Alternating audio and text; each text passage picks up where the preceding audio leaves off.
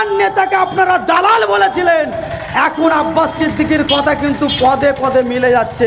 ঠিক বলছি না ভুল বলছি? পীরজাদা নওশাদ সিদ্দিকী সাহেব একটা কথা বলেন, আমরা রাজনীতির ময়দানে এসেছি সমাজ পরিবর্তনের জন্য, লুটালুটি করে সম্পত্তি বাড়ানোর জন্য নয়, ক্ষমতা ধরে রাখার জন্য নয়। বস্তা বস্তা টাকার অফার করেছিলেন, তারপরেও আমাদের কর্মীদেরকে বুথে বুথে লক্ষ লক্ষ টাকার অফার হয়, আমাদের কাছে লক্ষ লক্ষ টাকার অফার হয়, কিন্তু আমরা টাকার কাছে মাথা বিকিয়ে দিই না। আমি মাননীয় মুখ্যমন্ত্রীকে বলি, তিনি দিনার ভাইপোর জন্য গোটা রাজ্যটাকে শেষ করে দিচ্ছে। মুসলমান দূষণ করে, ঘুমটা পড়ে, দোয়া চায়, ইফতার করে, ওদিকে তিনারি দলের খাইয়ে দাইয়ে যাকে মোটা করেছে শুভেন্দু অধিকারী, সে ওদিকে হিন্দু ভাইদেরকে ভুল বোঝাচ্ছে।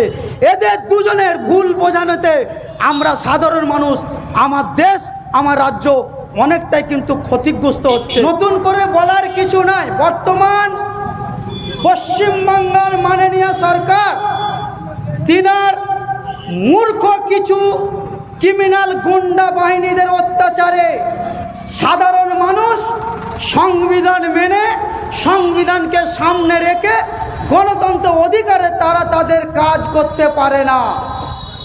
তাই সামনে আসা হয়তো সকলের পক্ষে সম্ভব নয়। দোকানে ব্যবসা করছেন করেন, চায়ের দোকানে বসে আছেন থাকেন, ক্লাবে বসে আছেন থাকেন, যেখানেই বসে থাকেন, কথাগুলো শোনার জন্য অনুরোধ করব। অ্যানালাইজ করবেন, ভাববেন আইএসএফের মঞ্চ থেকে কি বলে গেল। কারণ সর্বপ্রথমে একটা কথা আমরা বলি, আমার পার্টির চেয়ারম্যান, আমাদের নেতা, বাংলার লাঞ্ছিত বঞ্চিত মানুষের নেতা পীরজাদা নওশাদ সিদ্দিকী সাহেব একটা কথা বলেন, আমরা রাজনীতির ময়দানে এসেছি সমাজ পরিবর্তনের জন্য, লুটালুটি করে সম্পত্তি বাড়ানোর জন্য নয়, ক্ষমতা ধরে রাখার জন্য নয়। যদি ক্ষমতা ধরে রাখা প্রয়োজন হতো, যদি পদ গদি প্রয়োজন হতো, মাননীয় মমতা ব্যানার্জি নওশাদ সিদ্দিকীকে 2টো মন্ত্রিত্ব পদ দিত। বস্তা বস্তা টাকার অফার করেছিলেন, তারপরেও আমাদের কর্মীদেরকে বুথে বুথে লক্ষ লক্ষ টাকার অফার হয়, আমাদের কাছে লক্ষ লক্ষ টাকার অফার হয়, কিন্তু আমরা টাকার কাছে মাথা বিকিয়ে দিই না। এই শিক্ষাটা আমার নেতা নওশাদ সিদ্দিকী দিয়েছেন। আমি আমার বক্তব্যের মূল পূর্বে ফিরে যাই। এখানে লেখা আছে দেখেন, ওয়াকফ আইন 2025 বাতিল, কালা আইন যেটা মোদি সরকার লাগু করতে চাচ্ছে তার বিরুদ্ধে। আমরা ওয়াকফের বিরুদ্ধে কেন করছি ভাবতে হবে, কথাগুলো শুনতে হবে। কথা বলে নর্দমার কিট শুভেন্দু অধিকারী বলে দিল হিন্দু এক হও, মমতা ব্যানার্জি ঘুমটা টেনে দিয়ে বললো আমি মুসলমানদের পাশে আছি। এইসব চক্রান্তে পা দিলে হবে না, কথাগুলো শুনতে হবে, ভাবতে হবে। কারণ এখন মমতা ব্যানার্জি থেকে শুরু করে শুভেন্দু অধিকারী, যতগুলো তৃণমূলের নেতা আছে, এক কথা আমি মাননীয় মুখ্যমন্ত্রীকে বলি, তিনি তিনার ভাইপোর জন্য গোটা রাজ্যটাকে শেষ করে দিচ্ছে। আমাদের সময় এসেছে, আমাদের এবং আমাদের ভাতিজা ভাইপোর দুগুলোর ভবিষ্যৎটা দেখার এবার প্রয়োজন মনে পড়েছে। তাই কথাগুলো শোনার জন্য অনুরোধ করব। এই ওয়াকফ আইন বিরোধিতা আমরা কেন করছি? অনেকের কাছে ভুল মেসেজ আছে, মুসলমানরা হয়তো শুধু শুধু এটার বিরোধিতা করছে, মোদি হয়তো ভালো চাচ্ছে, মুসলমানদের উপকার করতে চাচ্ছে, তাই এই আইনটা করেছে। এই আওয়াজটা একটু ভাষাতে বলেন, তাই এই আইনটা করেছে। আমরা দেখলাম যে মোদি সরকারের হঠাৎ নরেন্দ্র মোদি, অমিত শাহ, তিনার এত মহাব্বত দরদ উঠলে আসলো কি করে? আমরা বিলের কপিগুলো আমাদের দলের চেয়ারম্যান সব দেখেছেন, আমরা বিলের কপিগুলো সব দেখলাম, তাতে কি বলা আছে সেটা তো আপনারা শুনবেন। প্রথমেই বলে নেই ওয়াকফ আইন, ওয়াকফ কি সেটা প্রথমে বুঝতে হবে। ওয়াকফ হলো এটাই, ভারতবর্ষে মুসলিম ধনী লোকেরা, মুসলিম ধনী ব্যক্তিরা গরিব মুসলমানদের জন্য কিছু সম্পত্তি দান করে রেখে গেছেন। ঠিক আজকের দিনে আমাদের সমাজে অনেক মানুষ তার বাচ্চাদের ভবিষ্যতের জন্য LIC করে রাখে, একটা দামি জমি কিনে রাখে, পরে দাম বাড়বে, ফিক্সড ডিপোজিট করে রাখে, যাতে তার বাচ্চাদের ভবিষ্যৎটা উজ্জ্বল হবে, তাদের পেছনে কাউকে তাকাতে হবে না। অনুরূপ ওয়াকফ মুসলমানদের পূর্বপুরুষরা দান করে রেখে গেছেন, মুসলমানদের মসজিদ, মাদ্রাসা, গরিবের পড়াশোনা, এতিমখানা তাদের কাজে লাগানো হবে। এটাকে বলা হয় ওয়াকফ। পশ্চিমবাংলায় লক্ষ লক্ষ হাজার হাজার বিঘে, ভারতবর্ষে লক্ষ লক্ষ বিঘা জমি আছে ওয়াকফ সম্পত্তি। অনুরূপভাবে হিন্দু ভাইদের দেওবত্ত সম্পত্তি আছে লক্ষ লক্ষ বিঘে, সেটা হিন্দু ভাইদের দেবদেবীর মন্দির, মসজিদের কাজ, মন্দিরের আশ্রমের কাজে লাগবে। একইভাবে বন দপ্তরের সম্পত্তি অনেক আছে, আদিবাসীদের জন্য কাজে লাগবে। মোদী সরকার হঠাৎ করে ওয়াকফ আইন চেঞ্জ করে মুসলমানদের উপকার করতে যাচ্ছে। আমি এই বাইনান বাজার থেকে মাইকের মাধ্যমে জানতে চাই, যতগুলো মানুষ শুনছেন, হিন্দু, মুসলিম, দলিত, আদিবাসী মানুষ হিসাবে ভেবে দেখুন, আমার ভারতবর্ষে শুধু কি মুসলমানরা বাস করে? হিন্দু, মুসলমান, দলিত তারা কি বাস করে না? ওয়াকফ আইনের যে আইন, কালা কানুন আইন তৈরি করে মুসলমানদের উপকার করতে চাচ্ছে, তাহলে কেন দেওবত্ত এবং বন দপ্তরের নিয়ে নতুন করে আইন তৈরি হবে না? এই প্রশ্নটা আমরা করতে যাচ্ছি। আমরা ভেবে দেখেছি ভারতবর্ষের মোদী সরকার ওয়াকফটা এই জন্যই করেছে, এক কথায় আমরা দেখেছি ভারতবর্ষে প্রচুর ওয়াকফ সম্পত্তি আছে। সেই সম্পত্তিগুলো মোদির যারা বন্ধু, অসৎ চরিত্রের বন্ধু, বড়লোক বন্ধু, তারা ব্যবসা করার জন্য ওই জমিগুলোকে নিতে চাচ্ছে। তাই মোদি বন্ধুদেরকে জমি দেওয়ার জন্য ওয়াকফের নতুন কালা আইন করে মুসলমানদের সম্পত্তিগুলো লুটতে চাচ্ছে। এই আইনটা যখন পাস হয়েছে, মুসলমানরা আন্দোলন করছে। আমরা সমাজে দেখছি কিছু মানুষ বলছে ওটা মুসলমানদের, ওরা বুঝে নেবে। মাইকের মধ্যে একটা কথা আপনি বলছি, আপনারা শোনেন। আজ থেকে বিগত 10-11 বছর আগে কেন্দ্র সরকার একটা আইন করেছিল, 10-15 বছরের যত পুরাতন গাড়ি আছে ওই গাড়িগুলোকে সব রিজেক্ট করো।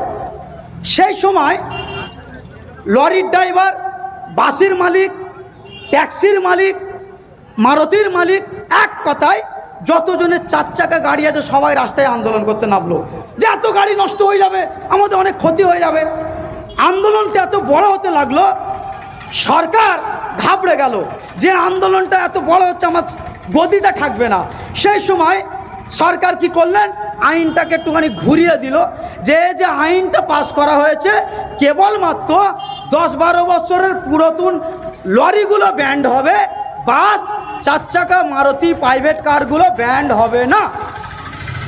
সেই সময় যাদের 4 চাকা গাড়ি আছে তারা চুপ করে গেল যে আমার গাড়ি তো ব্যান্ড হচ্ছে না। যাদের বাস আছে তারা চুপ করে গেল যে আমার বাস তো বন্ধ করছে না। মাঝখান থেকে লরিওয়ালারা একা পড়ে গেল, আন্দোলনটা ছোট হয়ে গেল, মাথা কমে গেল, লরিগুলো বন্ধ করে দিল। তার 5 বছর পরেই বললো কি জানেন, যে এবার বাসগুলো বন্ধ হবে। এই বাসওয়ালারা যখন আন্দোলন করতে না বলেন, লরিওয়ালারা বলছে আমার বেলায় আপনি চুপ ছিলেন, আপনি আপনারটা বুঝলেন। বাসওয়ালারা একা পড়ে গেল, বাসটাও বন্ধ হয়ে গেল। এখন আবার শোনা যাচ্ছে প্রাইভেট কার যেগুলো আছে সেগুলো বন্ধ হয়ে যাবে। মূলত সরকারের টার্গেট কি ছিল?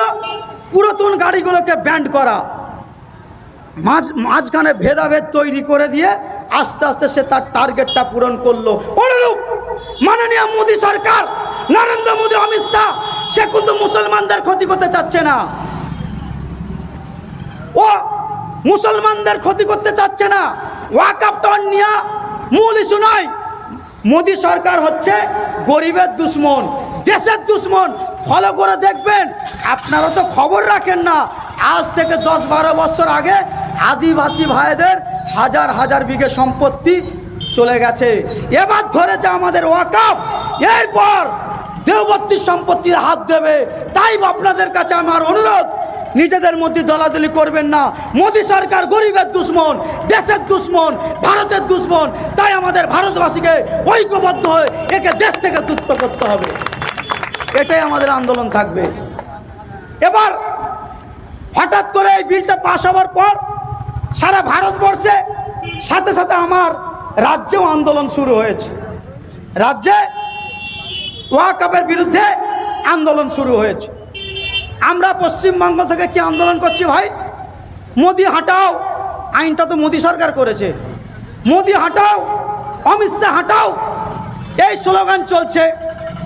হঠাৎ করে দেখলাম আমরা আওয়াজ তুলছি মোদির বিরুদ্ধে, আমরা আওয়াজ তুলছি অমিত শাহর বিরুদ্ধে। হঠাৎ করে মাননীয় মুখ্যমন্ত্রীর বুকে এত যন্ত্রণা হলো কেন? মাননীয় মুখ্যমন্ত্রী তিনার দলের আমলা কামলা দালালগুলো বলেন তো যে আমাদের মোদির বিরুদ্ধে লড়াই, বিজেপির বিরুদ্ধে লড়াই। আমরা ওয়াকফের বিরুদ্ধে আন্দোলন করছি, আওয়াজ তুলছি মোদির বিরুদ্ধে। মোদি হাঁটাও, অমিত শাহ হাঁটাও। তাহলে যন্ত্রণা বাড়লো কেন মমতা ব্যানার্জি আপনার বুকে? আমরা মোদির বিরুদ্ধে আন্দোলন করছি, মাননীয়া বলছে কি জানেন? পশ্চিমবাংলায় এইগুলোগুলি করা যাবে না। যদি আপনি যারা ওয়াকফ নিয়ে আন্দোলন করবে, গুলোগুলি করবে, আমার থেকে বড় শত্রু আর কেউ হবে না। আমি মমতা ব্যানার্জি এবং তিনার নেতাদেরকে বুড়া আঙুল দেখিয়ে বলি, তোমার আমরা তোমার কি বলে কি উনি কি দেখো কি ওটা কি বলে জানো? আমরা এগুলো বলি না তো, হুমকি। উনি যে হুমকি দিল আমাদেরকে যে পশ্চিমবাংলায় করা যাবে না, তাহলে সব থেকে বড় শত্রু আমি হব। মমতা ব্যানার্জি আপনাকে আমরা বুড়া আঙুল দেখাই, আপনার হুমকির আমরা ধার ধারি না। তাই তো আমরা আন্দোলন করছি। আমার নওশাদ ভাইজান, আমার দলের প্রতিষ্ঠাতা পীরজাদা আব্বাস সিদ্দিকী ভাইজান, আপনার হুমকিতে সবাই গাড্ডায় ঢুকে গেছে।